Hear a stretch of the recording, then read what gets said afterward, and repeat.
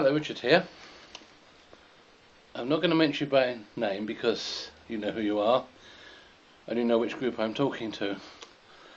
But I've been thinking about agenda items, and I'd like to suggest this. I'd like to suggest that the only mental health organisations that are actually worth a dime, to use an American expression, are those organisations where people who've had mental health problems help people who've had mental health problems. For the rest, most mental health provision is absolutely useless. The NHS give people drugs that they could well do without and end up killing half of them. I know a man who's been crippled by the drugs he's been given. He's been given haloperidol for so long he can hardly walk and hardly string two words together. And yet, when I look at this man, or rather when I talk to him, I gain the impression of a man who was once a very intelligent and cultured and educated individual, because between the incoherent murmurs, he will occasionally refer to something which only an educated person would ever know.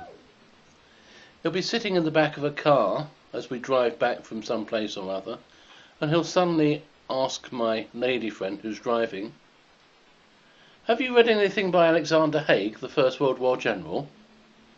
Or we'll be talking about philosophy and religion, and he'll suddenly refer to the Bhagavad Gita. Or we'll be watching something on television, some movie, and he'll talk knowledgeably about actors and actresses. And yet, if you looked at this man, you'd think he'd never had a brain in his head. Why? Because what little brain he has been crushed and stamped on by psychoactive medication. It's a fucking joke. And what of the people who are supposed to help people with mental illness? Well, let me tell you. Eric Byrne, a psychiatrist, wrote a book called Games People Play. He suggested that we are all playing stupid games all of the time. And what are those people whose job it is to help people with mental health difficulties? Well, he dedicated an entire chapter to these people in his book, Games People Play. It's chapter 11. It's called Consulting Room Games. And one of the games is I'm Only Trying to Help You. And to illustrate how this works, he talked about another game called Indigence that people sometimes with mental health difficulties or other difficulties might play. And he talked about a transaction between the two. And the person who's playing I'm Only Trying to Help You says to the person who is sick, "I will try to help you." But covertly the person is saying, "Providing you don't get any better." And the person who's sick says, "I will look for work." But covertly he's saying, "Providing I don't have to find any."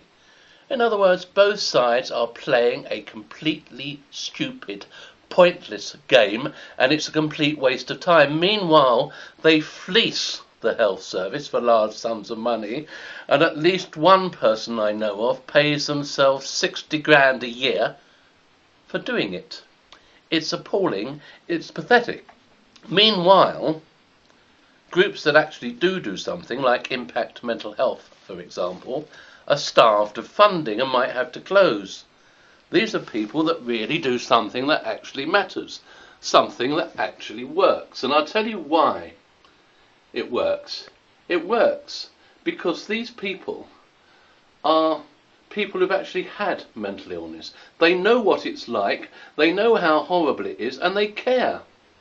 What's more, they're people who've been robbed of meaning in their lives. And one way of putting meaning back is to help other people to climb out of this dark place of despair. So, Impact Mental Health has done a lot of good. The Bipolar group has done a lot of good. There are other people who I've mentioned before, who are a complete and utter waste of space. And you don't like me saying it, do you? But it's true. And I don't have to say it in this forum. I can say it in other places. But I will go on saying it, whether I'm allowed to say it in this forum or not.